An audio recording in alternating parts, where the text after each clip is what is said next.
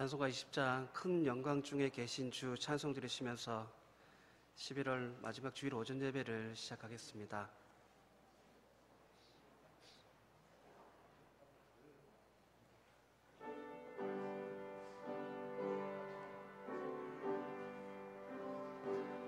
큰 영광 중에 계신 주 나 찬송합니다. 영원히 계신 주 이름 나 찬송합니다. 한없이 크신 능력을 나 찬송합니다.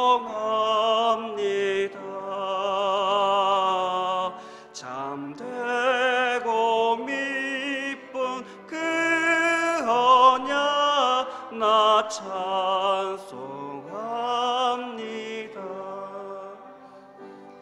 온 천지 창조하시던 그 말씀 힘있어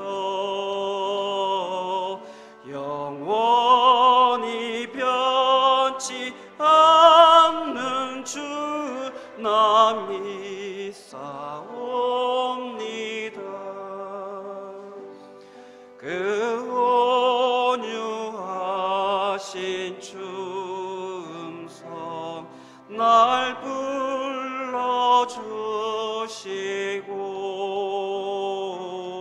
그 품에 품어주시니 나 찬송합니다.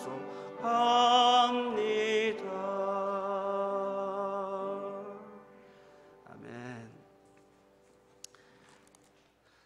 찬송가 620장 여기에 모인 우리 찬송 드리실 때 다들 일어나셔서 찬송 드리시겠습니다.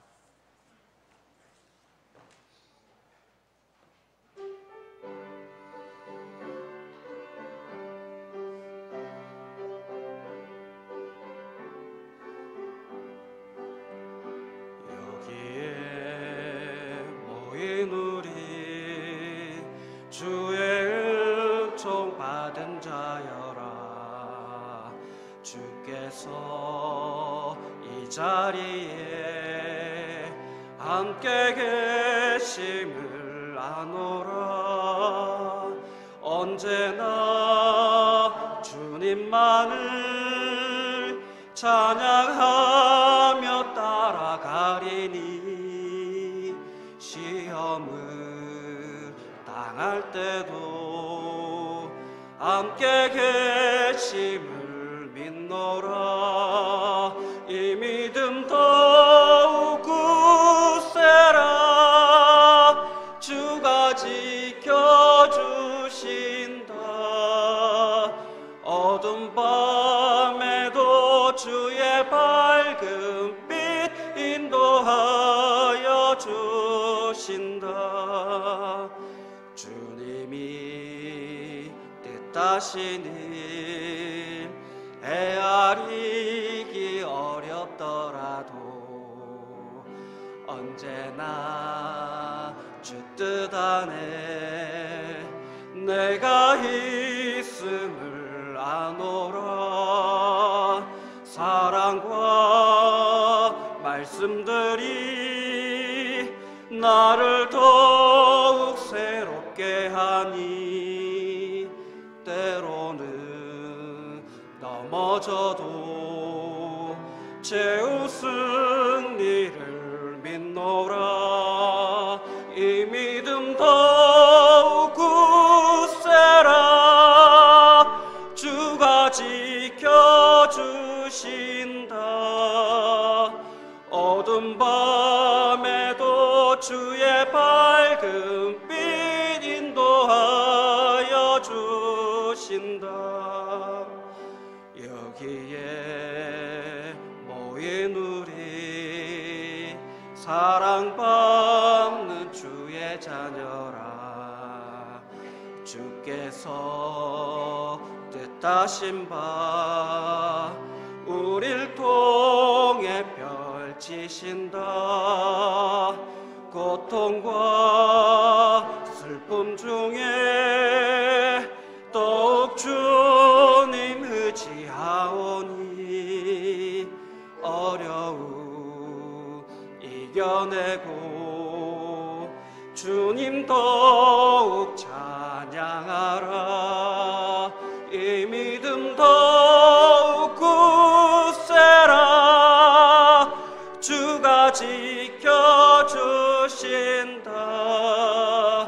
어두운 밤에도 주의 밝은 빛 인도하여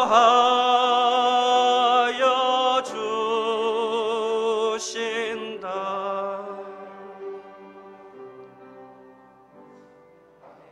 아멘. 다들 자리에 앉으시겠습니다. 김영수 집사님 기도 드려 주시겠습니다.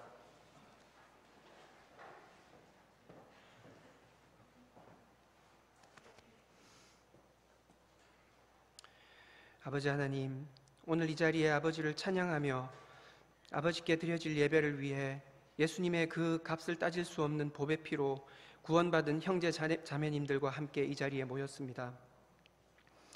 무엇보다도 아버지께서 받으실 만한 예배가 되기를 무엇보다도 바라고 또 바라봅니다. 저희는 죄로 인해 눈이 가려져 아버지를 바라볼 자격조차 없었지만 그 주원과 같았던 저희들의 죄를 십자가의 사형으로 흰 눈과 같이 바꾸어주시고 새 부대가 되게 해주셨음을 너무나 감사하고 또 감사합니다. 하지만 그렇게 새 옷을 입혀주셨건만 매일을 이 세상을 사랑하며 사는 아버지를 모르는 고아들과 다름없이 한 주를 살았음을 아버지 앞에 고백합니다. 여전히 욕심을 냈고 화를 냈고 투정을 부렸고 아버지보다 내가 사고 싶은 것, 가고 싶은 것, 또 먹고 싶은 것, 욕망하는 것들로 꽉 채워져 아버지를 등한시하였습니다. 그리고는 문득 정신을 차리니 벌써 주일이 되어 아버지를 뵙는 날이 되었습니다.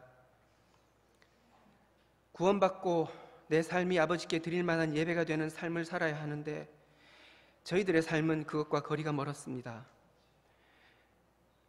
구원받은 후 세상으로 파송된 예수님의 촛불과 같이 주님의 맛을 내는 소금과 같이 살아야 할 저희들이어야 마땅하건만 이 세상의 휘황찬란한 것들로 정신을 차리지 못하는 아무런 힘이 없는, 오히려 세상에 쥐어 흔들리며 탈탈 털려 간도 쓸개도 저희의 혼도 알게 모르게 다 털려버리는 삶을 힘겹게 살고 아버지 앞에 왔습니다. 그럼에도 불구하고 아버지께서는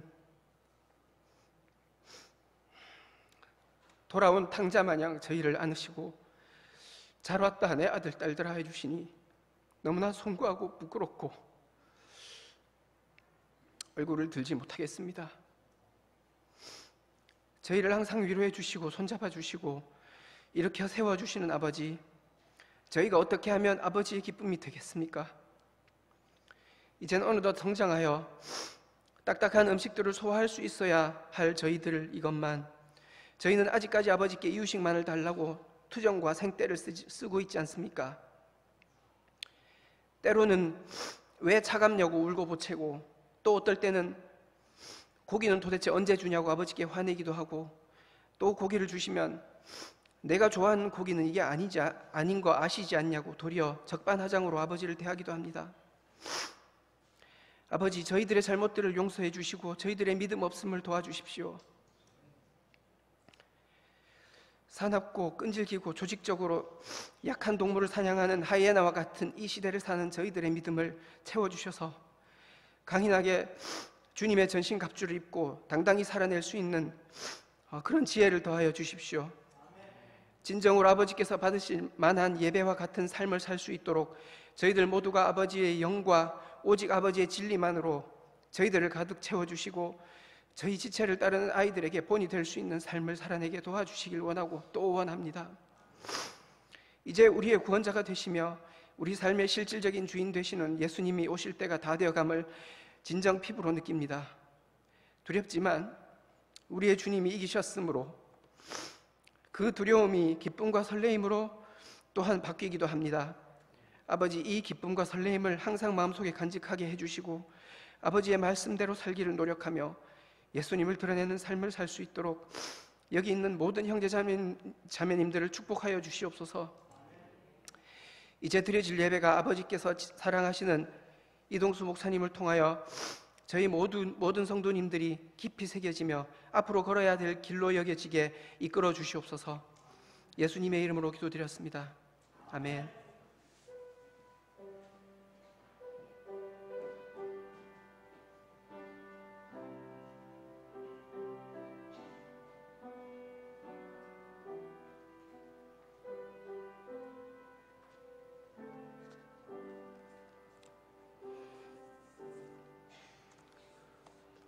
찬송가 415장 십자가 그늘 아래 찬송 드리시겠습니다.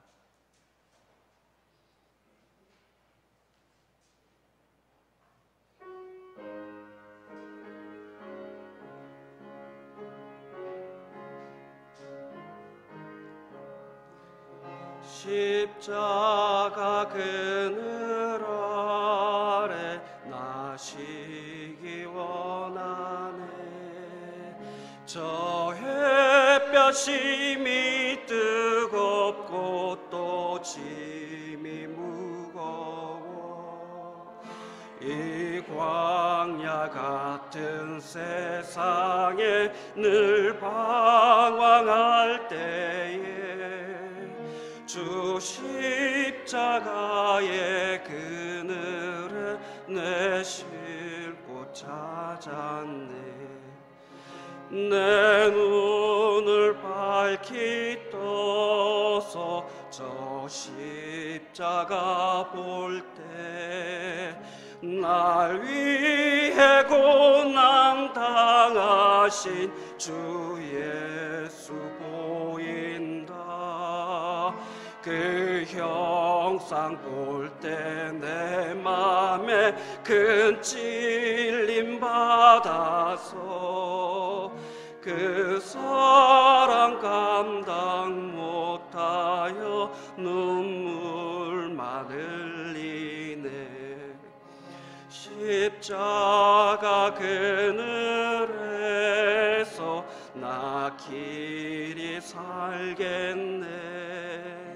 나 사모하는 광채는 주 얼굴뿐이라. 이 세상 나를 버려도 나 두려움 없네. 내 한량 없는 영광은 십자가뿐이라.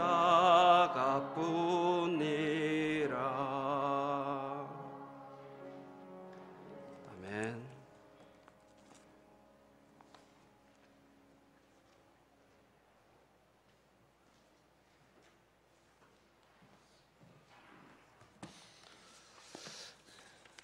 오늘 예배 잘 오셨습니다. 오늘 예배가 우리 모두에게 복된 예배가 되었으면 좋겠습니다. 415장 3절 가사를 보면 이 세상 나를 버려도 두려움 없네. 내 한량 없는 영광은 십자가뿐이라. 그런 찬송 가사가 있습니다. 나중에 우리가 주님 앞에 섰을 때에 뭐가 남을까 생각을 해보면 이 세상에서 얼마나 돈을 많이 벌고 얼마나 좋은 집에서 살고 얼마나 잘 먹고 잘 살고 또 세상에서 얼마나 사람들에게 인정을 받고 이런 것들보다 내가 맡긴 십자가를 끝까지 잘 지고 왔느냐라고 주님께서 물으실 것 같습니다. 이 시간에 서로 인사하실 때 십자가가 영광입니다. 그렇게 인사하시길 바랍니다. 십자가가 영광입니다.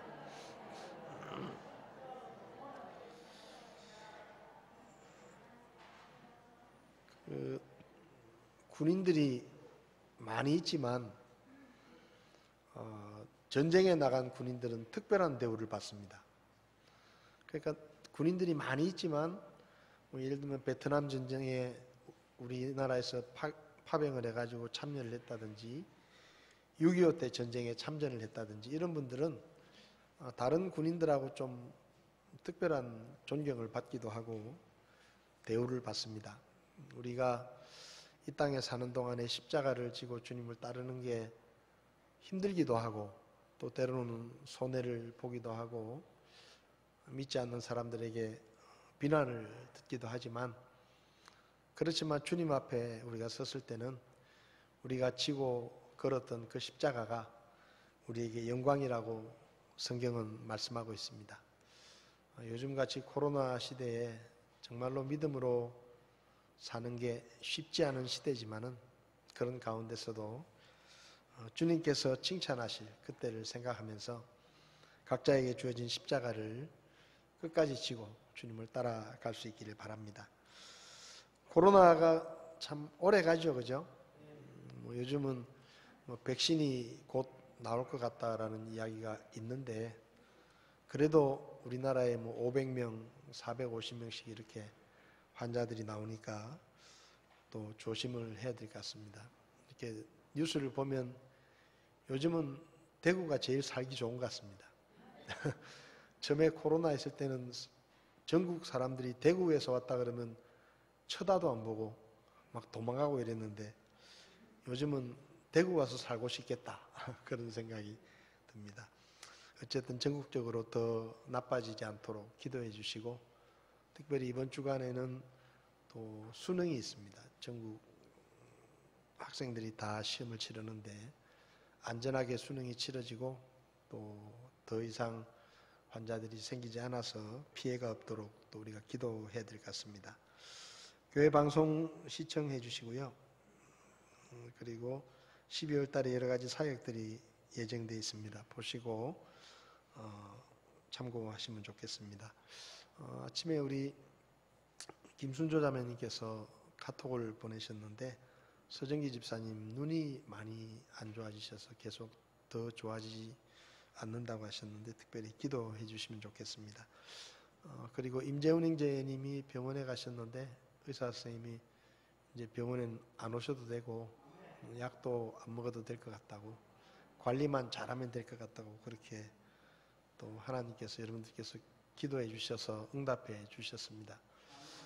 그래서 오늘 임재훈 형제님 가정에서 간식을 준비했다고 하니까 가실 때 꼭 이렇게 기도를 많이 하신 분들은 많이 받아가시고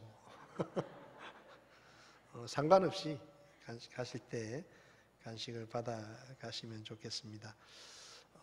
지금 전 세계적으로 이 코로나가 확산이 되다 보니까 선교사님들이 많이 어렵습니다. 선교사님들이 사역도 많이 제한이 되고 또 이제 자국이 어려워지니까 선교원금 같은 것도 이렇게 줄기도 하고, 그래서 사역이 많이 어려운데 특별히 해외 선교사님들을 위해서 기도를 많이 해주시고 또 관심을 가져주시면 좋겠습니다. 오늘 예배를 통해서 우리 모두에게 하나님께서 주시는 특별한 은혜가 함께하기를 바랍니다. 고맙습니다.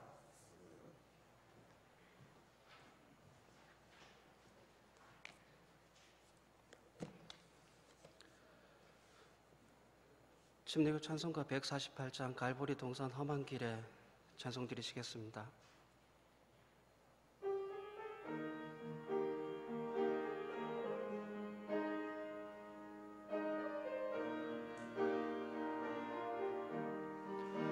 갈보리 동산 험한 길에 십자가 지신 구주 예수, 내 모든 죄를 사하시고 영원한 생명 주셨도다.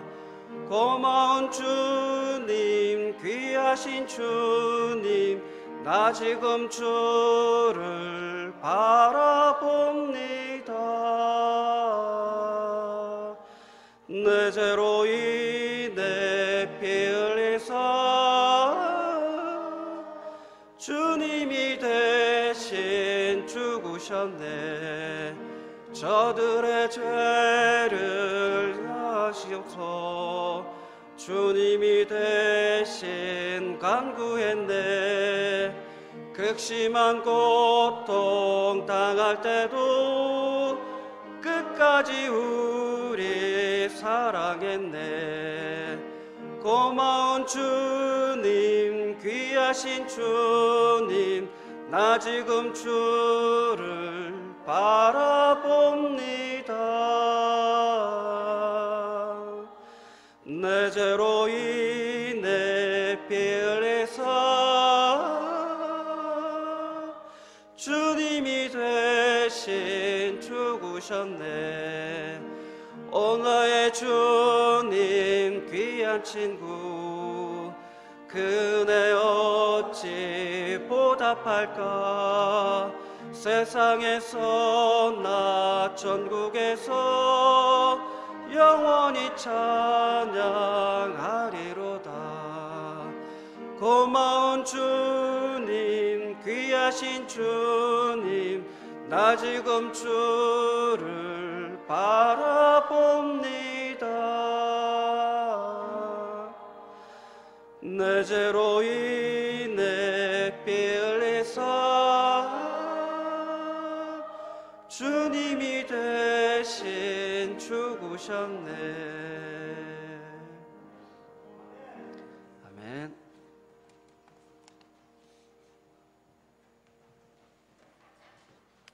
드려진 헌금을 위해서 기도하시겠습니다. 우리가 죄인이었을 때 하나님의 아들이신 예수님께서 이 낮은 땅에 사람의 몸을 입고 오셔서 우리 죄를 대신하여 채찍에 맞으시고 십자가에 못 박혀 피 흘려 주심으로 우리에게 구원의 길을 열어주시고 우리가 하나님 앞에서 불신앙의 죄를 회개하고 예수님을 나의 구원자와 주님으로 믿을 때 아무런 조건 없이 그 믿음을 보시고 우리를 구원해 주신 하나님의 은혜를 감사합니다. 주님의 은혜 때문에 오늘 이 자리에 우리가 있고 주님의 그 사랑 때문에 몸은 이 땅에 살지만 우리의 눈이 하나님의 나라를 바라보게 하시고 이 땅에서의 수고와 고난 가운데서 믿음으로 인내하며 하나님의 나라를 소망하며 살 수 있도록 우리를 구원해 주신 그 크신 은혜를 감사합니다. 예배 자리에 우리를 불러주시고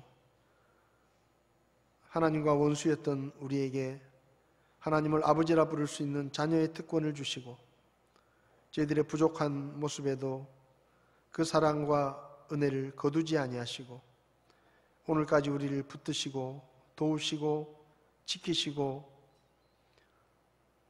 주님 안에서 살 수 있도록 우리를 붙들어 주신 그 주님의 은혜 또한 감사를 드립니다. 우리 가족들 가운데 또 교회 식구들 가운데 악한 전염병으로부터 우리들을 지켜주시고 우리의 가정을 도와주셔서 오늘까지 기쁨으로 주님을 섬기게 하시니 하나님 앞에 감사를 드립니다.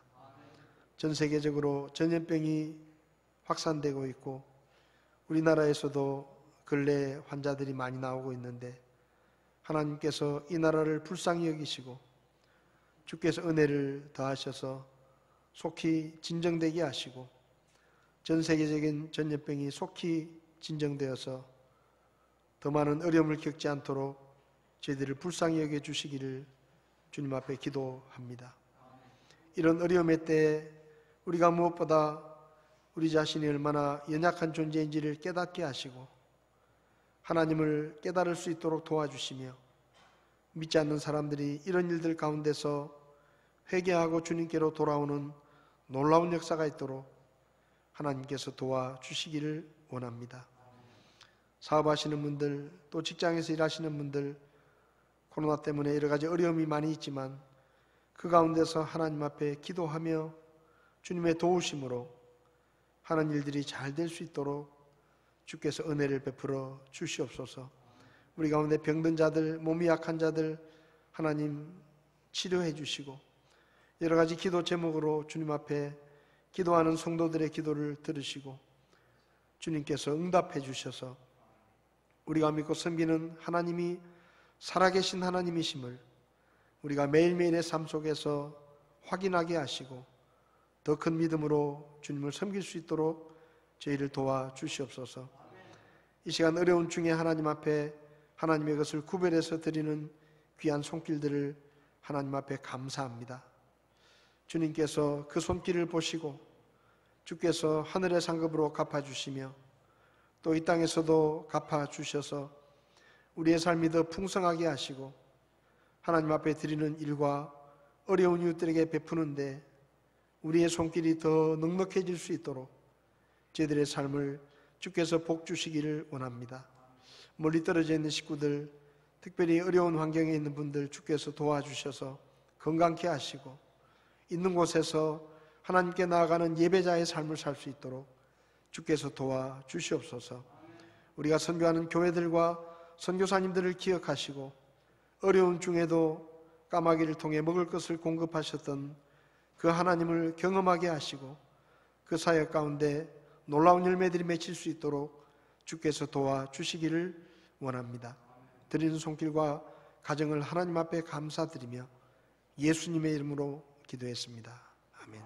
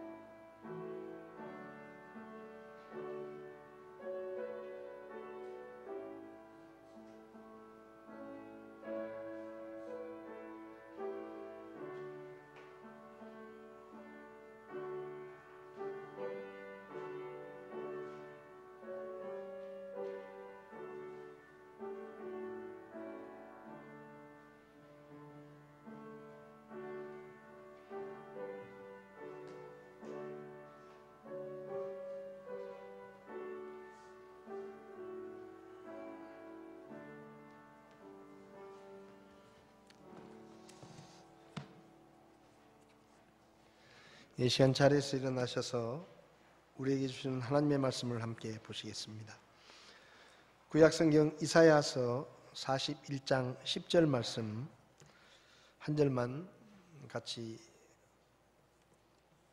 두 번 읽도록 그렇게 하겠습니다. 두 번 읽겠습니다. 너는 두려워하지 말라. 내가 너와 함께 하느니라. 놀라지 말라. 나는 내 하나님이니라. 내가 너를 강하게 하리라. 참으로 내가 너를 도와주리라. 참으로 내가 내 의의 오른손으로 너를 떠받쳐 주리라. 한 번 더 읽겠습니다. 너는 두려워하지 말라. 내가 너와 함께 하느니라. 놀라지 말라. 나는 내 하나님이니라. 내가 너를 강하게 하리라. 참으로 내가 너를 도와주리라. 참으로 내가 내 의의 오른손으로 너를 떠받쳐 주리라. 아멘. 기도하시겠습니다. 살아 계셔서 우리를 보시고 우리를 아시고 우리의 기도를 들으시며 우리의 필요들을 채우시는 하나님 아버지, 하나님을 아버지라 부르며 살 수 있는 자녀의 특권을 우리에게 허락해 주심을 감사합니다. 어렵고 힘든 시기를 살고 있지만 우리 아버지가 하나님이심을 다시 한번 기억하게 하시고 주님 때문에 새 힘을 얻고 용기를 내고 이 어려운 시기를 믿음으로 잘 견딜 수 있도록 저희들을 도와주시기를 원합니다. 오늘 하나님께서 우리에게 두려워하지 말고 놀라지 말라고 말씀하시는데 이 말씀이 우리에게 각자에게 성령께서 하시는 하나님의 말씀으로 들리게 하시고 우리가 새 힘을 얻을 수 있도록 주께서 도와주시옵소서. 부족한 종을 세우셨지만 사람의 연약함은 감추시고 오직 하나님의 말씀만 선포되고 그 말씀에 온 성도들이 아멘으로 화답할 수 있도록 주께서 도와주시기를 원합니다. 이 시간을 주님께 맡기며 예수님의 이름으로 기도했습니다. 아멘. 자리에 앉으시겠습니다. 지난 주일에는 마태복음 6장 33절 말씀을 함께 나누면서 구원받은 우리는 믿지 않는 사람들처럼 이 세상에 있는 것들을 위해서 살지 말고 하나님의 다스리심을 인정하고 하나님의 말씀에 순종하는 그런 삶으로 하나님의 왕국을 먼저 구하고 또 이 세상 사람들이 어떻게 생각하든지 하나님 보시기에 옳은 일을 먼저 해야 된다라는 말씀을 드렸습니다. 마태복음 6장 33절 지난주 말씀인데 한번 같이 읽어보겠습니다. 오직 너희는 첫째로 하나님의 왕국과 그분의 의를 구하라. 그리하면 이 모든 것을 너희에게 더하시리라. 아멘. 우리가 무엇을 하든지 하나님이 주인이시다. 내 시간과 내 생명과 내 돈과 내 재능과 심지어는 내가 가지고 있는 모든 것의 주인이 하나님이시다 하는 것을 매일의 삶 속에서 인정하고 그분을 주인으로 대접하고 그분의 말씀을 가장 중요하게 여기면서 살면 하나님께서 이 모든 것을 너희에게 더하시겠다 약속하셨습니다. 비록 사람들이 좋아하지 않더라도 우리가 하나님의 말씀에 순종하고 그분 앞에 옳은 것을 행하면 역시 하나님께서 우리의 필요들을 채우시고 우리를 도와주시겠다고 약속하셨습니다. 저와 여러분들이 그런 삶으로 우리가 하나님을 믿고 살아가는 하나님의 나라의 백성이라는 것을 이 세상 사람들에게 보여줄 수 있는 그런 우리가 되었으면 좋겠습니다. 이 시간에도 우리가 잘 알고 있는 말씀인데 이사야 41장 10절 말씀을 가지고 두려워하지 말고 놀라지도 말라라는 제목으로 말씀을 드리려고 합니다. 이 말씀은 이사야라는 사람이 기록한 이사야서에 있는 말씀입니다. 이사야는 구약시대 남왕국 유다와 북왕국 이스라엘이 나뉘어져 있을 때 남왕국 유다에서 활동했던 하나님의 사람입니다.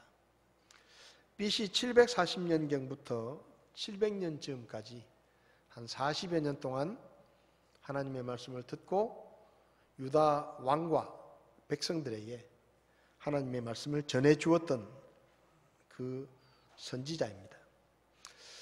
이사야가 활동하던 시기에 북왕국 이스라엘은 이제 서서히 멸망의 기운이 감돌고 그리고 남왕국 유다도 당시 강대국들이었던 아시리아와 또 시리아, 이집트 이런 나라들 사이에서 마치 지금 우리나라처럼 주변에 워낙 강대국들이 많아서 여러 가지로 어려움을 겪고 있었던 그런 시기입니다. 그리고 그 시기에 한쪽 변방에서 시작했던 바벨로니아라는 나라가 이제 서서히 나라를 확장하고 제국으로서 커지고 있었던 그런 시기에 이사야가 활동을 했었습니다. 원래 하나님께서 이사야를 처음 부르셨을 때는 남왕국 유다와 유다 왕과 백성들에게 하나님을 버리고 우상 숭배를 하고 있는 그들에게 하나님을 버리고 우상 숭배를 하는 그 죄에서 돌이켜서 다시 하나님께로 돌아오라. 그러면 내가 너희를 용서하고 다시 너희들을 부흥하게 해주겠다. 그렇게 말씀을 전하기 위해서 이사야를 부르셨습니다. 그래서 이사야 1장 18절과 20절을 보면 주가 말하노라 이제 오라 우리가 함께 변론하자. 너희 죄들이 주홍 같을지라도 눈같이 희게 될 것이요 진홍같이 붉을지라도 양털같이 되리라. 너희가 즐거이 순종하면 땅에 좋은 것을 먹을 것이로되 너희가 거절하고 거역하면 칼에 삼키리라. 주의 입이 그것을 말하였느니라. 라고 이스라엘 유다 백성들에게 이사야가 말씀을 전했습니다. 그러니까 죄를 지었으니까 돌아오라는 거죠. 내가 용서하겠다는 것입니다. 너희가 지금이라도 돌이켜서 용서받고 죄를 회개하면 좋은 것을 먹게 될 것이고 잘 될 것이다. 그런데 너희가 내 말을 거역하고 거절하면 망하게 될 것이다 라고 이사야를 통해 유다 백성들에게 하나님의 말씀을 전합니다. 그런데 유다 왕과 유다 백성들이 이 이사야를 통해서 주신 하나님의 말씀을 듣질 않아요. 무시하는 것입니다. 그래서 결국은 하나님께서 말씀하신 대로 이제 이사야에게 두 번째 주어진 메시지는 뭔가 하면 너희가 내 말을 듣지도 않고 회개하지도 않고 우상 숭배의 죄를 버리지도 않기 때문에 이제 너희들은 망하게 될 것이다. 나라가 망하고 사랑하는 아들, 딸들이 이방 나라에 포로로 잡혀가고 예루살렘은 무너지게 될 것이고 나라가 없어지게 될 것이다. 그런 말씀을 이사야를 통해 전하십니다. 그런데 유다 백성들은 어떻게 생각했는가 하면 우리는 하나님의 선택받은 백성이고 아브라함의 후손이기 때문에 우리가 좀 잘못을 하고 우리가 죄를 짓더라도 절대로 하나님은 우리를 버리지 않을 것이다. 그렇게 생각을 했었던 것 같아요. 그런데 하나님께서 그 아브라함의 후손인 이스라엘 민족에게 너희가 나라가 망하게 되고 그리고 너희가 사랑하는 아들, 딸들이 이방 나라의 포로로 잡혀가게 될 것이고 엄청난 고통을 당하게 될 것이다 하는 메시지를 이사야를 통해서 말씀하셨을 때 이스라엘 백성들은 깜짝 놀랐습니다. 우리가 하나님의 백성인데 우리가 아브라함의 후손인데 우리가 잘못을 했기로서니 하나님이 우리를 버리시겠느냐 그렇게 생각했는데 하나님이 버리시겠다는 거예요. 그리고 나라가 망하게 된다는 거예요. 이방 민족이 쳐들어와서 성전을 무너뜨리고 성벽을 무너뜨리고 불태우고 백성들은 포로로 잡혀가고 가족들이 생이별하고 엄청난 시련의 시간이 다가올 것이다 라고 말씀하니까 이스라엘 백성들이 그때서야 두려워하고 놀라게 된 겁니다. 절망하게 된 것이죠. 자신들은 하나님의 백성이기 때문에 괜찮을 줄 알았는데 나라가 망하고 백성들이 포로로 잡혀가는 그 엄청난 심판이 있을 것이라고 하니까 이스라엘 백성들이 두려움에 빠진 것입니다. 그런데 그때 하나님께서 이사야를 통해 한 가지 말씀을 더 전하게 하셨는데 그게 뭔가 하면 나라가 망하고 백성들이 포로로 잡혀가지만 내가 너희를 버린 것은 아니다. 때가 되면 포로로 잡혀갔던 그 이스라엘 백성들이 다시 약속의 땅에 돌아오게 할 것이고 그들이 와서 다시 예루살렘을 재건하고 유다 나라를 다시 회복시키는 일을 내가 할 것이다 라고 말씀하십니다. 오늘 본문 말씀이 포함된 이사야 41장 8절에서 16절까지의 말씀도 남왕국 유다에 대한 예언의 말씀인데 남유다가 하나님을 떠나서 우상을 섬기고 죄를 행했기 때문에 결국은 멸망하겠지만 때가 되면 하나님께서 다시 그들을 회복시켜 주실 것이다. 다시 말하면 나라가 망하고 백성들이 포로로 잡혀가겠지만 내가 내 백성인 너희들을 버린 것은 아니다. 포기한 것은 아니다. 그러니까 너무 두려워하지 말고 놀라지 마라. 그렇게 말씀하시는 것이죠. 13절을 보면 나 주 내 하나님이 내 오른손을 붙들고 내게 이르기를 두려워하지 말라. 내가 너를 도우리라 하리라. 너 벌레 야곱아 너희 이스라엘 사람들아 두려워하지 말라. 내가 너를 도우리라. 주 곧 내 구속자 이스라엘의 거룩한 이가 말하노라 라고 말씀합니다. 이 말씀은 이런 뜻입니다. 화려했던 너희가 우상을 섬기고 나라가 망하고 예루살렘이 무너지고 백성들은 뿔뿔이 흩어지고 자네들이 포로로 잡혀가고 엉망진창이 되고 하나님의 백성이었다는 그 영광스러운 모습이 정말로 초라해지고, 다른 성경을 보면 14절을 너 지렁이 같은 야곱아 벌레 같은 이스라엘아 이렇게 번역을 했습니다. 다시 말하면 너희가 하찮은 존재가 되고 너희가 정말로 초라한 백성이 되고 지렁이와 벌레처럼 쓸모없는 그런 형편이 되더라도 나는 너희를 버리지 않는다. 난 아직도 너희들을 내 백성으로 인정하고 내가 도와주고 너희들을 다시 세울 것이라는 하나님의 약속을 말씀하십니다. 우리가 읽은 이사야 41장 10절 말씀도 1차적으로는 이스라엘 백성들에게 주신 말씀이지만 이 말씀은 지금 이 시대를 살아가는 하나님의 자녀로 하나님의 백성으로 살아가는 구원받은 성도들에게 주신 말씀이기도 합니다. 저는 이 말씀을 좋아합니다. 그리고 어렵고 힘들 때마다 자주 이 말씀을 묵상합니다.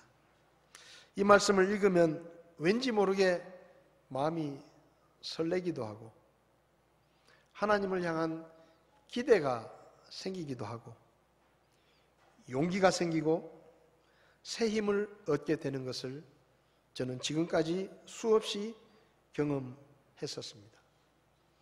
코로나19로 힘겨운 시대를 살아가고 있는 저와 여러분들에게 오늘 이 말씀이 큰 격려와 위로가 될 수 있기를 바랍니다.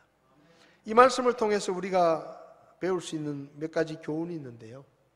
첫 번째는 우리의 삶에도 얼마든지 두렵고 놀랄 만한 일들이 일어난다는 것입니다. 하나님께서 이스라엘 백성들에게 두려워하지 말라, 놀라지 말라라고 말씀하십니다. 그 말은 바꾸어 말하면 하나님의 백성이라고 하는 이스라엘 백성들에게도 그들이 감당할 수 없을 만큼 두려운 일, 놀라운 일이 생길 수 있다는 거예요. 사람마다 다르겠지만 모든 사람은 두려움을 느낍니다.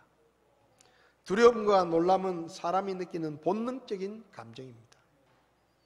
심리학자들에 의하면 사람이 태어나서 제일 먼저 느끼는 감정이 바로 두려움이라고 합니다. 사람에 대한 두려움, 불확실한 미래에 대한 두려움, 실패에 대한 두려움, 누군가에게 버림받을지도 모른다는 두려움, 내가 열심히 해도 인정받지 못할 것이라는 두려움, 사랑하는 사람과의 이별에 대한 두려움, 세상의 악과 범죄에 대한 두려움, 내 곁에 아무도 없다는 외로움에 대한 두려움, 고통과 질병, 그리고 죽음에 대한 두려움. 요즘 같은 때는 코로나라는 전염병에 대한 두려움이 우리에게 있습니다. 두려움은 약하고 힘없는 사람만 느끼는 것이 아닙니다. 한 나라의 최고 통치자가 된 사람도, 많은 부하를 거느린 장군도, 수십조의 재산을 가지고 있는 자산가도, 태권도 유단자나 격투기 선수도, 군인이나 경찰, 심지어 온몸에 용문신을 하고 탕 속에 앉아있는 조폭 아저씨들도 두려움을 느낍니다. 제가 통장 하나 보여드릴 텐데요. 이런 통장 하나쯤 있으면 두려움이 많이 없어질 것 같습니다. 550억 3,621만 5,533원 잔고가, 은행 잔고가 550억 21만 5,533원. 이런 통장 하나쯤만 있으면 많은 두려움이 없어질 것 같습니다. 그렇지 않습니까? 근데 저는 이런 통장이 없습니다. 여러분들 중에 혹시 이런 통장이 있으시면 제가 생각날 때 저한테 계좌번호를 한번 물어봐 주시기 바랍니다. 이런 통장 하나쯤 있으면 많은 두려움을 벗을 것 같다라는 생각을 하지만 이런 통장이 있다고 해서 모든 두려움이 없어지는 것은 아닙니다. 어떤 책에서 이런 얘기를 읽었습니다. 한 젊은 아가씨가 범죄자들이 많이 있는 우범 지역에서 버스를 타려고 버스 정류장에 서 있었습니다. 그때 그 지역에 처음으로 배정을 받은 신임 경찰관이 그 여자에게 다가왔습니다. 아가씨, 제가 같이 버스를 기다려 드릴까요? 그러니까 이 아가씨가 경사님, 그럴 필요 없습니다. 저는 별로 무섭지 않습니다. 웃으면서 대답을 했습니다. 그때 그 경찰이 이렇게 대답했습니다. 제가 무서웠어요. 제가 무서웠어요. 워낙 범죄가 많이 일어나는데 처음 발령을 받아가지고 근무를 하러 나왔는데 두려운 거예요. 총을 차고 있지만 겁이 나는 겁니다. 그래서 아가씨 옆에서 내 옆에 누가 있으면 그래도 좀 덜 무서울까 봐 제가 무서워서 좀 옆에 서 있게 해달라고. 총을 가진 경찰이라도 두려움을 느낀다는 말입니다. 그럼 왜 사람은 두려워할까요? 한마디로 말하면 능력이나 지혜가 삶의 문제를 해결하기에는 부족하기 때문입니다. 만약 사람이 모든 것을 할 수 있고 모든 것을 안다고 하면 두려워할 것도 없고 놀랄 일도 없을 것입니다. 우리가 왜 놀라죠? 우리가 모르는 일이 일어났기 때문에 놀라는 거예요.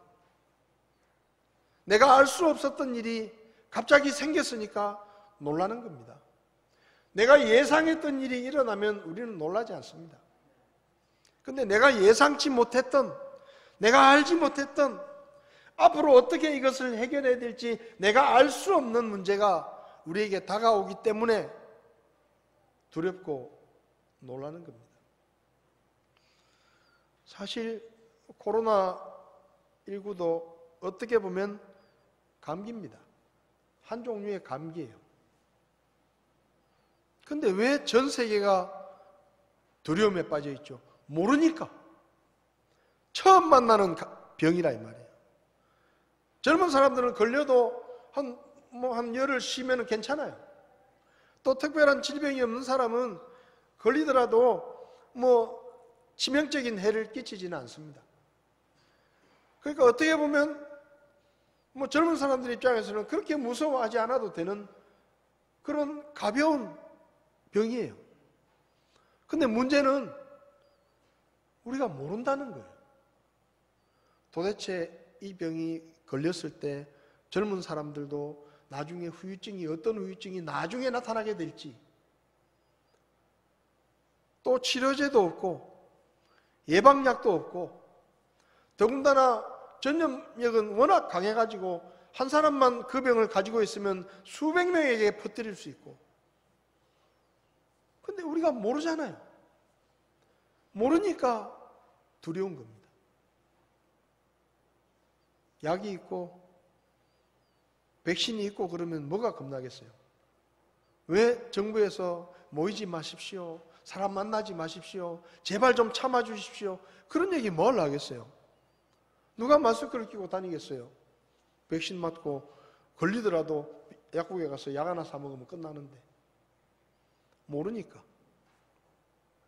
사람의 능력과 지혜가 한계가 있기 때문에 우리는 놀라고 두려워하는 것입니다.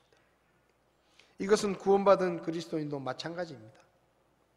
내 능력으로 해결할 수 없는 문제가 생기거나 예상치 못한 사고를 당하거나 큰 병에 걸리거나 어려운 일이 닥치면 그리스도인도 두려울 수 있습니다.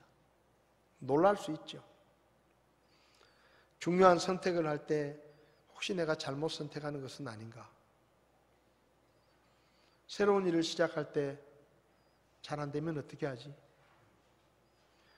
어두운 길을 홀로 걸을 때 혹시 불량배를 만나면 어떻게 할까?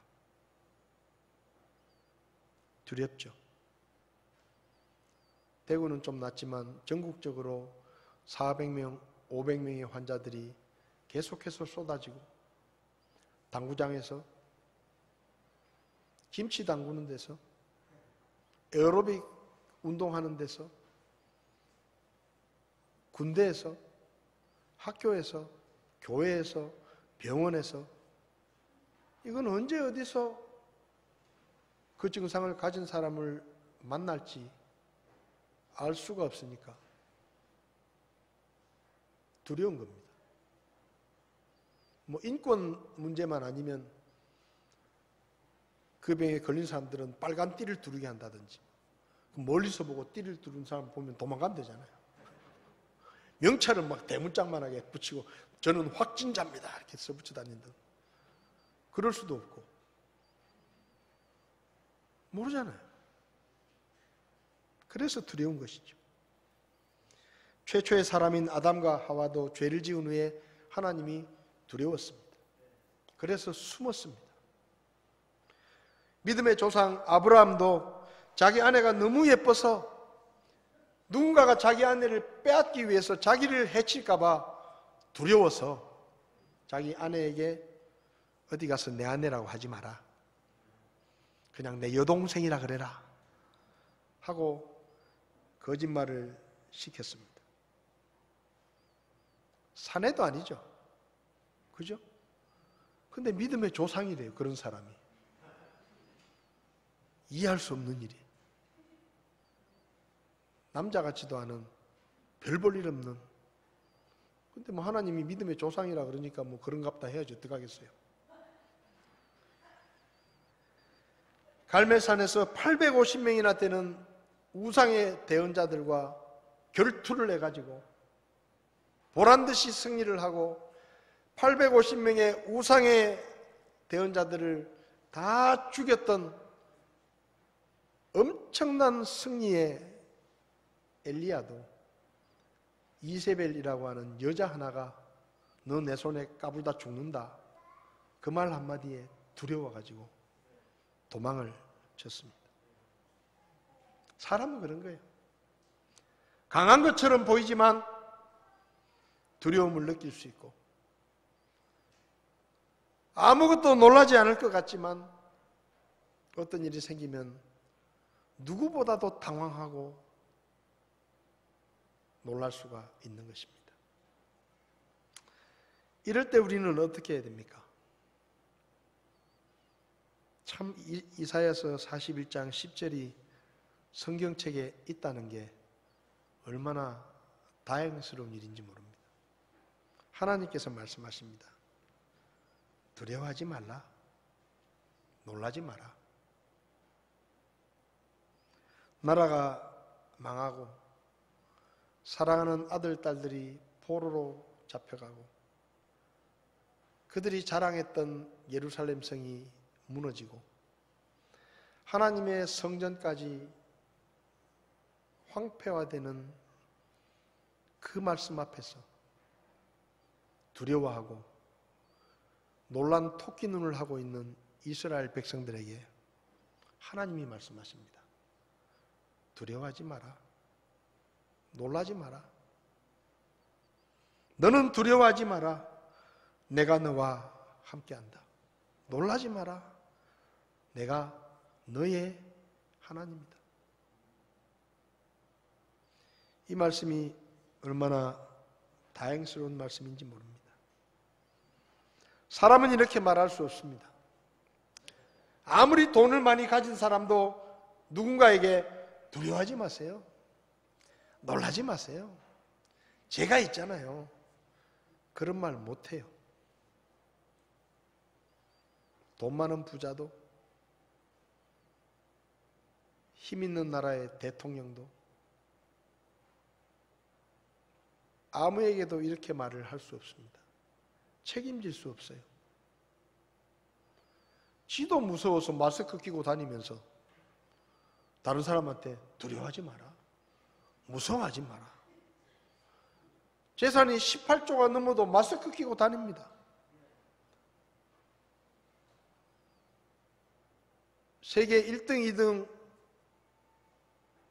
하는 나라의 대통령도 마스크 끼고 다녀요. 그러면서 두려워하지 마세요. 제가 있잖아요. 그렇게 말 못합니다. 그런데 하나님은 이렇게 말씀하실 수 있는 자격이 있는 분입니다.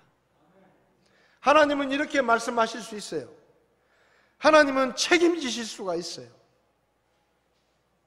하나님이 어떤 분입니까? 말씀 한마디로 천지 만물을 창조하신 분입니다. 홍해를 가르시고 바다 한가운데로 길을 만드시고 그분의 백성들을 구원하셨던 하나님이십니다.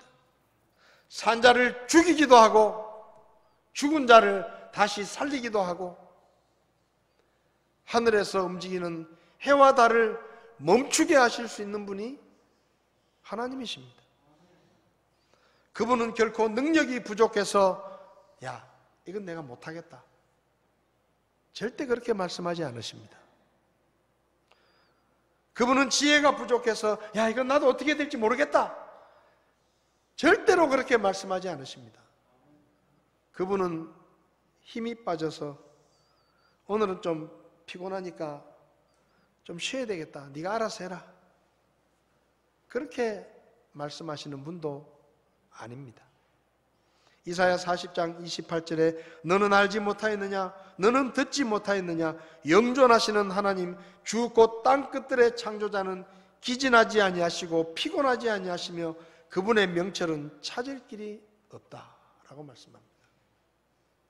지치지도 않으시고 피곤하지도 않으시고 못하는 것이 없으시고 모르는 것이 없으신 그 하나님께서 과거에 일어났던 일들, 지금 일어나고 있는 일들, 앞으로 미래에 일어날 모든 일들을 다 알고 계시는 하나님께서 말씀하십니다. 내가 너와 같이 있으니까 두려워하지 마라, 놀라지 마라, 내가 널 도와주겠다, 내가 너를 강하게 해주겠다, 걱정하지 마라, 두려워하지 마라. 하나님께서 그렇게 말씀하십니다. 마태복음 10장 29절에서 30절을 보면 하나님은 이 세상 어느 곳에선가 참새 한 마리가 죽는 것까지도 다 아신다고 말씀하셨고, 오늘 아침에 제가 머리를 감을 때 제 머리털이 얼마나 도망갔는지 저는 모릅니다. 그런데 하나님은 아신다 그랬습니다. 제 머리털을 좀 늘려주셨으면 좋을 것 같아요. 윤 집사님처럼 가발 안 써도 되고 다 아신다 그랬어요. 내 머리카락 숫자가 몇 개인지까지도 하나님은 세고 계신다, 매일마다 알고 계신다라고 말씀하십니다. 거짓말이 아닙니다. 하나님은 다 아십니다. 하나님은 영원하신 분이기 때문에 우리가 태어나기 전부터도 계셨고 우리가 죽을 때까지도 계십니다. 그래서 그분은 우리에 대해서 모르시는 것이 하나도 없으십니다. 그분은 졸지도 않습니다. 피곤해서 주무시지도 않습니다. 24시간 우리와 함께 계시고 우리를 보시고 우리를 지키십니다. 시편 121편에 그랬죠. 내가 산들을 향하여 눈을 들리니 나의 도움이 거기서 오는도다. 나의 도움이 하늘과 땅을 만드신 주로부터 오는도다. 그분께서 내 발이 흔들리지 아니하게 하시며 너를 지키시는 이가 졸지 아니하시리로다. 보라, 이스라엘을 지키시는 이는 졸지도 아니하시고 주무시지도 아니하시리로다. 해를 끼치지 못하도록 그분의 백성들을 24시간 밀착해서 도우시고 지키시고 함께 하시는 분이 하나님이십니다. 여기까지만 들어도 힘이 나죠. 근데요, 깜짝 놀랄 만한 사실이 하나 더 있습니다. 그게 뭔가 하면 하나님이 우리에게는 아버지라는 겁니다. 구약시대 아브라함, 모세, 다윗, 엘리야, 그들은 하나님의 백성이었습니다. 하나님은 그들의 왕이셨습니다. 하나님께서 아브라함을 택하시고 아브라함의 후손인 이스라엘 백성들을 하나님의 백성으로 삼으실 때는 아무런 대가도 치르지 않으셨습니다. 그냥 은혜만 베푸신 거예요. 그냥 아브라함을 택해 주신 것밖에 없어요. 아브라함을 부르셔서 창세기 12장에 보면 아브라함을 부르셔서 이렇게 말씀하시죠. 너와 내 후손들을 내 백성으로 삼고 내가 너희 하나님이 되겠다. 돈 드는 것도 아니었습니다. 힘드는 것도 아니었어요. 그냥 하나님이 말씀만 하시면 되는 거였어요. 하나님은 아브라함과 그 후손들을 하나님의 백성으로 삼으시기 위해서 아무런 대가도 치르지 않으셨습니다. 그 무엇도 희생하지 않으셨습니다. 그런데 우리는 다릅니다. 죽은 후에 심판을 받고 영원히 멸망할 죄인이었던 저와 여러분들을 하나님의 자녀로 입양하시기 위해서 하나님은 하나뿐인 아들을 이 땅에 보내셔야 됐고, 하나님이신 예수님은 우리를 구원하시겠다고 채찍에 맞으시고 침뱉음을 당하시고 온갖 모욕과 수모를 다 당하시고 마지막에는 십자가에 못 박혀서 6시간 동안 온몸이 찢기는 고통을 감수하시고 자신의 목숨을 값으로 치르시고 우리를 사셨습니다. 그리고 우리를 그분의 자녀로 입양하신 것입니다.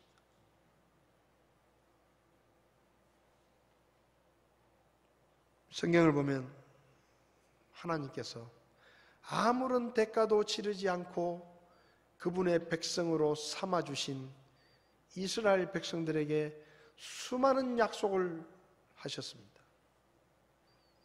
출애굽기 6장을 보면 그들이 고통 가운데서 신음할 때 하나님께서 그 소리를 들으시고 고통 가운데서 건져주시겠다고 하셨습니다. 이집트에서 노예 생활을 할 때 내가 내 백성의 부르짖는 소리를 듣고 그들을 건지려고 내려왔다라고 말씀하셨습니다.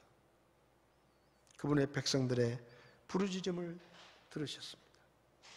레위기 26장 44절에 하나님의 백성인 이스라엘 사람들을 향해서 나는 너희를 버리거나 싫어 멸망시키지 않겠다라고 약속하셨습니다. 너희를 버리는 일도 없을 것이고 너희를 싫어하는 일도 없을 것이다.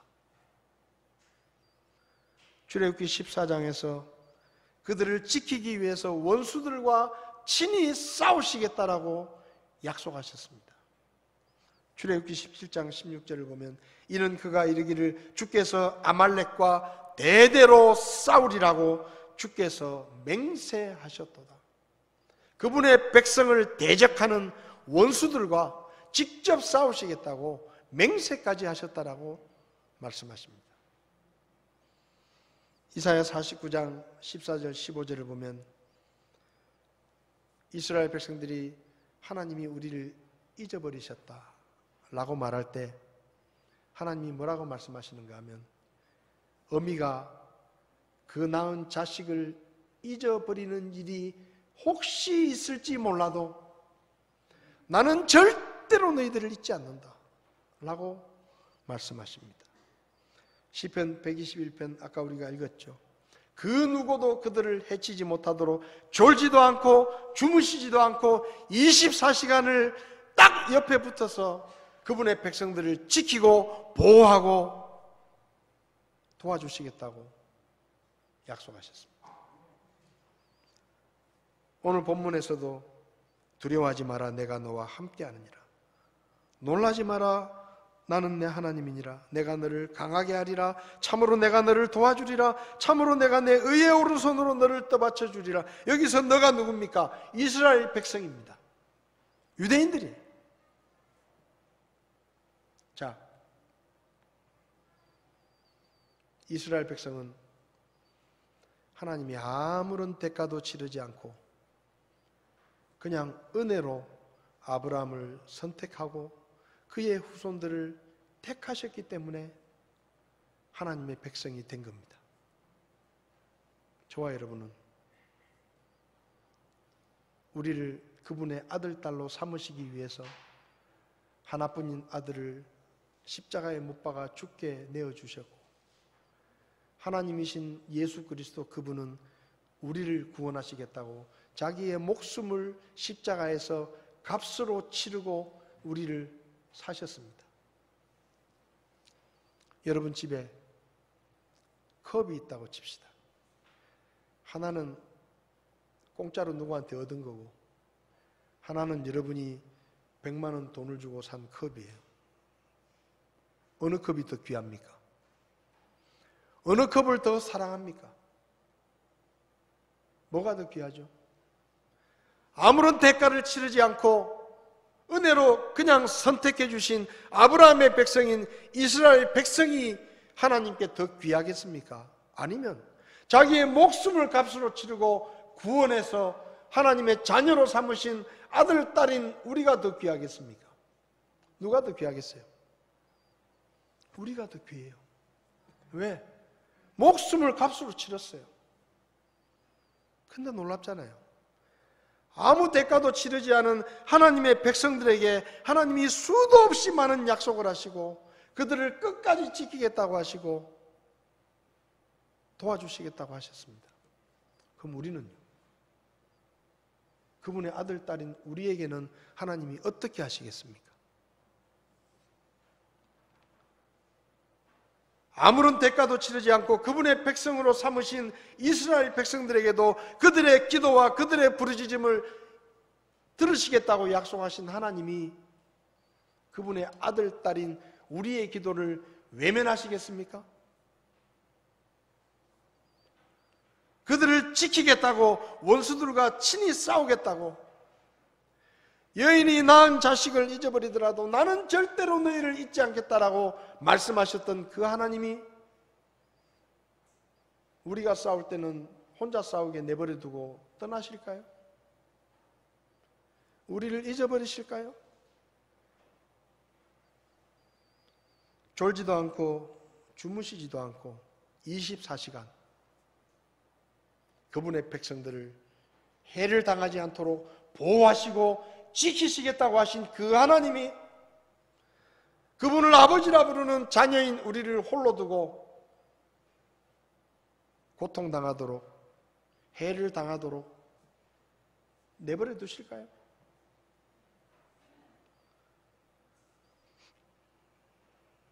저는 그렇게 믿지 않습니다. 구약 성경에 있는 모든 약속, 우리에게는 더 크게 약속하실 것입니다. 이사야 41장 10절, 이스라엘 백성들에게 주시는 말씀이지만 어쩌면 신약 성경에 이 성경이 기록됐다고 하면 제가 생각할 때는 이렇게 기록하셨을 거예요. 내가 진실로 진실로 진실로 진실로 너희에게 이르노니 너는 두려워하지 마라. 내가 너와 함께한다. 너는 내 자식이다. 놀라지 마라. 내가 너를 도와준다. 그렇게 쓰셨을 거예요.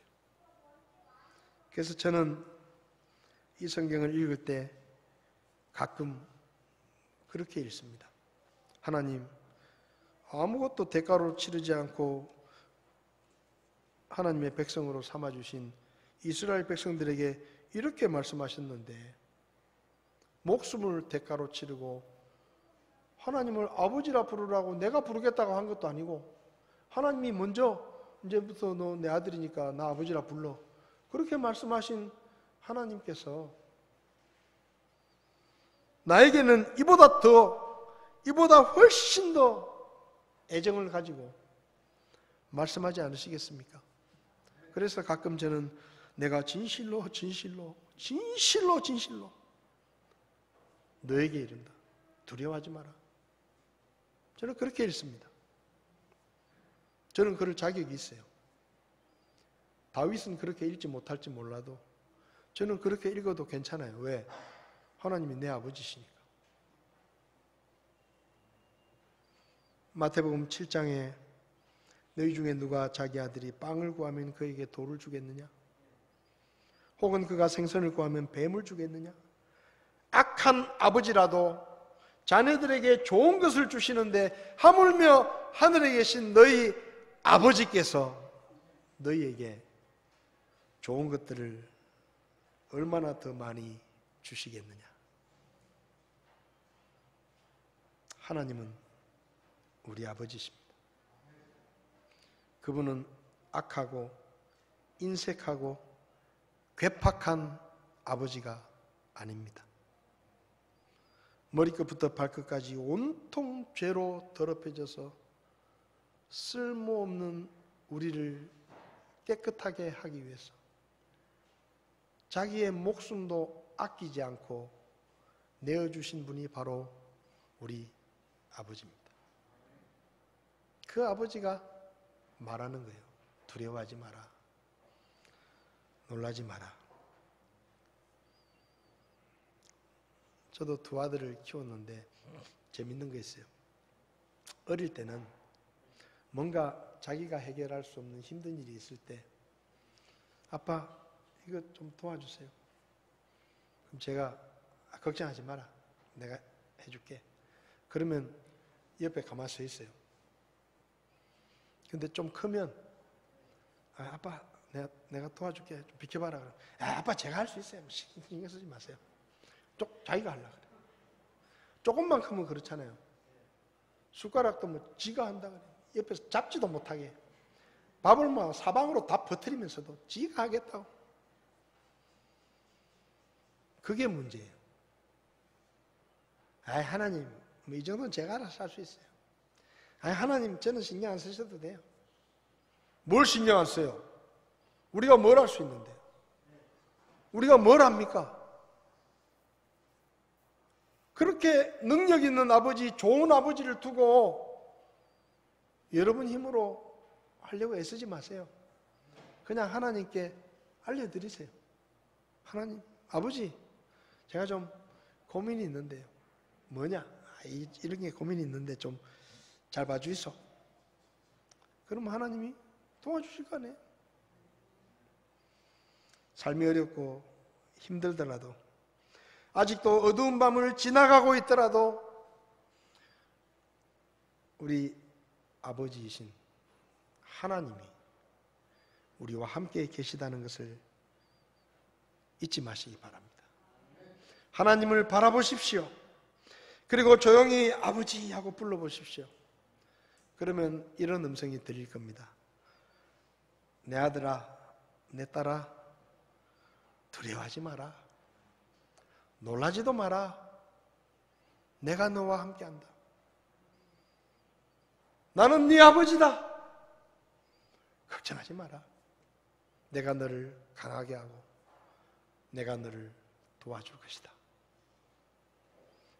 힘겨운 시대를 살아가는 우리에게 이 하나님의 말씀이 이스라엘 백성들에게 들렸던 하나님의 말씀이 아니라 그분의 아들과 딸이 된 우리에게 들리는 아버지의 음성처럼 들릴 수 있기를 바랍니다.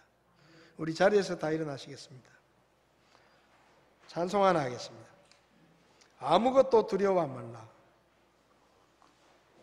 오늘 여러분 중에 뭐 좀 고민되는 게 있거나 걱정되는 게 있거나 뭐 그런 두려운 일이 있으면 오늘은 막 다 날려버리십시오. 하나님 앞에 다 내려놓으세요. 하나님이 두려워하지 마라 그러는데, 걱정하지 말라는데 뭐가 걱정입니까? 아무것도 두려워 말라. 주 너의 하나님이 지켜주시네. 놀라지 마라, 겁내지 마라. 주님 너를 지켜주시네. 우리 찬송 부르실 때 하나님, 제가 하나님의 아버지라는 사실을 다시 한번 기억하고 이 예배당 문을 열고 나갈 때는 좀 더 담대하고 당당하고 힘있는 발걸음으로 세상에 나가서 아버지 믿고 열심히 살겠습니다. 두려워하지 않고 놀라지 않겠습니다. 그렇게 우리 마음속에 다시 한번 다짐하는 그런 시간이 됐으면 좋겠습니다.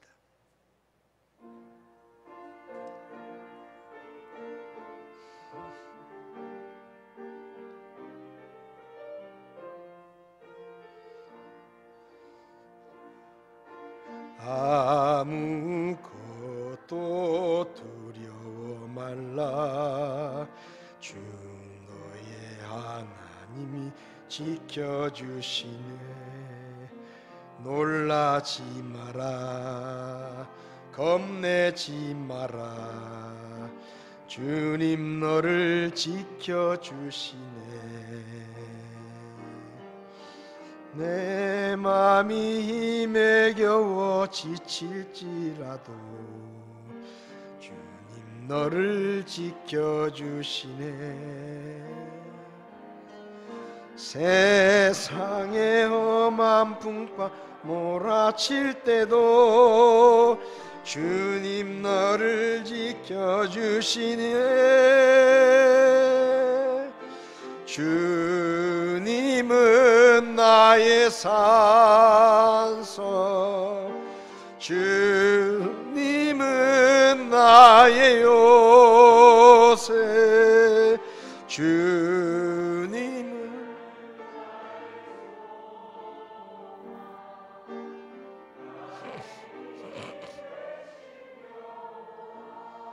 눈을 감으시겠습니다. 혹시 여러분 가운데 목사님 저는 설교를 들었지만 아직 예수님을 믿지 않습니다. 아직 저는 하나님을 아버지라 부를 수가 없습니다. 하나님을 아버지로 모시면 두려워하지도 않고 놀라지 않고 소망을 가진 삶을 살 수 있다고 하는데, 죽음을 두려워하지 않고 심판을 두려워하지 않고 지옥의 형벌을 두려워하지 않고 살 수 있다고 하는데, 저도 오늘 예수님을 믿고 하나님을 아버지라 부를 수 있는 하나님의 자녀가 되기 원합니다. 그런 분이 계시면 오른손을 잠깐 들어주시면 제가 기도해 드리겠습니다. 그런 분 계시지 않습니까? 예, 그 손 봤습니다. 또 다른 분 계시지 않습니까? 저도 오늘 예수 믿고 하나님을 아버지라 부를 수 있는 그런 사람이 되기 원합니다. 성도 여러분, 하나님이 우리 아버지이십니다. 하나님께서 우리에게 직접 말씀하셨습니다. 하나님을 아버지라 불러도 좋다. 너는 내 아들이고 내 딸이다. 두려워하지 마십시오. 놀라지 마십시오. 하나님이 함께 계시고 하나님이 우리를 도와주시고 하나님이 우리를 강하게 하시고 하나님이 우리를 지켜주실 것입니다. 담대하게 믿음으로 사시기를 바랍니다. 하나님의 자녀답게 사시기 바랍니다. 우리는 그렇게 살아도 됩니다. 하나님이 우리 아버지십니다. 한 주간 동안 아버지신 하나님을 믿고 담대하게 믿음으로 승리하는 여러분들이 될 수 있기를 바랍니다.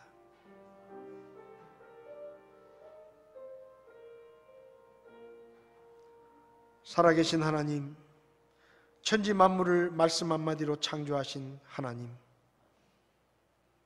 내 아버지가 되시는 하나님, 오늘 하나님께서 우리에게 너는 두려워하지 마라, 너는 놀라지 말라고 말씀해 주신 것을 감사합니다. 자고 나면 두려운 일들과 놀라운 일들이 날마다 우리에게 다가오는 이 시기를 살아가며 내가 하나님의 자녀라는 것과 하나님이 내 아버지라는 사실을 날마다 기억하게 하시고 믿음으로 담대하게 살아갈 수 있도록, 두려워하지 않고 놀라지 않고 살아갈 수 있도록 저희를 도와주시기를 원합니다. 세상이 힘들고 어렵더라도 주님이 우리와 함께 계시며 우리를 도와주시고 우리를 지키신다는 사실을 날마다 내 마음속에 새기게 하시고 하나님의 자녀답게 살아갈 수 있도록 저희들을 도와주시옵소서. 우리 아버지신 예수 그리스도의 이름으로 기도했습니다. 아멘. 예배를 마치겠습니다.